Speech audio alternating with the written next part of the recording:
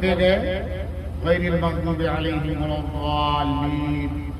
मुकम्मल सूरह फातिहा खत्म है, तब तक इधर बच्चा हल्ला चालू है।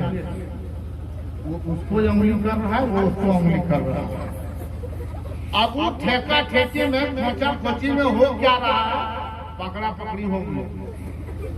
बच्चा मारा, एक बच्चे दूसरे बच्चे मारा, जो कमजोर है वो रोने लगा। और जब वो रोने लगा, सब नमाज में वो रो रहा बच्चा, लेकिन उसका दादा पहली सफ में है तो इमाम के पीछे, लेकिन वो सोच रहा वो हमरे फतवा का ध्यान उधर है, मुकम्मल ध्यान उधर है। उसको लग रहा है कब इमाम साहब रुकू करें, कब सजदा करें।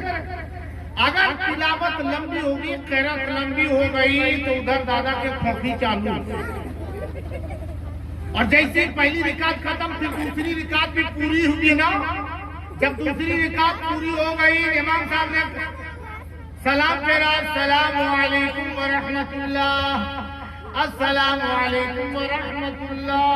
अभी दूसरा सलाम का मुकम्मल व रहमतुल्लाह खत्म नहीं हुआ, तब तक ददवा उठ के खड़ा है के मार ले रे। अब उठ करके वो बच्चा के पास, बच्चा कौन मारा जब फलना, अब भी उठा पटकिए देंगे। तो उसका बाप गुना पढ़ने दिया, वो उधर तक कूदते हुए देखिए मार। अब क्या दुआ होगी वह फटा फेंकी।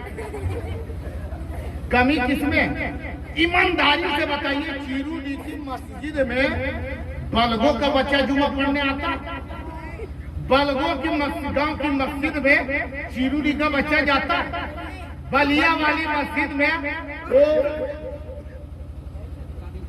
दिगन खाकी पीपर के बच्चे आते हैं। नहीं, अगर इस गांव की मस्जिद में जितने हम सब गए हैं, ये बच्चा हमारा है, आपका है। जब ये पता है कि सारे बच्चे इसी गांव के हैं, तो गाज से गिरा नहीं होगा, किसी घरे में होगा। जब हम अपने अपने घर गए, अगर हम अपने बच्चों को कहें बेटा आज मस्जिद में हल्ला कौन कर रहा था, शोर शराबा कौन कर रहा था, हंगामा कौन मचाया था, लड़ाई कौन कर रहा था, झगड़ा कौन कर रहा था, फेंटा फेंकी कौन कर रहा था, बेटा सहम के बच्चा बोलेगा आपको हम नहीं थे। अगर था तो भी कहेगा आपको हम भी, पहले उसने मारा था। और जब अगर हमने अपने बच्चे को समझाया, आइंदा इसकी शिकायत नहीं मिलनी चाहिए, आइंदा ऐसी कोई बात नहीं होनी चाहिए। मस्जिद जाओ, कोई बच्चा कुछ भी बोले, लेकिन तुम तनो अगर हो तुम चुपचाप रहना, तुम गुफ्तगू मस्जिद में ना करना, बातें ना करना, झगड़ा ना करना। अगर हमने अपने बच्चे को समझाया, आपने अपने बच्चे को समझाया, उसने अपने बच्चे को समझाया, अगर हर नौजवान हर बाप अपने बच्चे को समझा देगा, आइंदा जुम्मा इंशाअल्लाह हंगामा शोर शराबा नहीं होगा, इत्मीनान और सुकून के साथ जुमे की नमाज होगी। और जुमा ही नहीं, अगर महफिल में भी बैठेंगे तो वो बच्चा शोर शराबा नहीं करेगा, जब भी बोलेगा तो खुदा की तस्बीह पढ़ता होगा। कमी किसमें है, कमी हम लोग में है। इसलिए पहले अपने आप को हम सुधारें, अपने आप को। अभी देख रहे थे कुत्ता मार रहा था, नापाक जानवर है, नापाक है वो। यहाँ तक कि मेरे आका अलैहिस्सलातु तस्लीम ने इरशाद फरमाया, जिस घर में कुत्ता हो उसमें रहमत के फरिश्ते दाखिल नहीं होते हैं। और सिर्फ ये हमारा इस्लाम ही नहीं कहता है, गैर मुस्लिम के उनके भी किताबों में है कि जिस घर में कुत्ता होता है उसमें बरकत नहीं आती है। और हमने क्या है, हमारी किताबों में है, जिस घर में कुत्ता होता है उसमें रहमत के फरिश्ते नहीं आते हैं। लेकिन एक बुजुर्ग फरमाते हैं, मैं बता दूं, सुनने के लिए तैयार है, एक मर्तबा बोले या रसूल अल्लाह। एक बुजुर्ग फरमाते हैं कि कुत्ते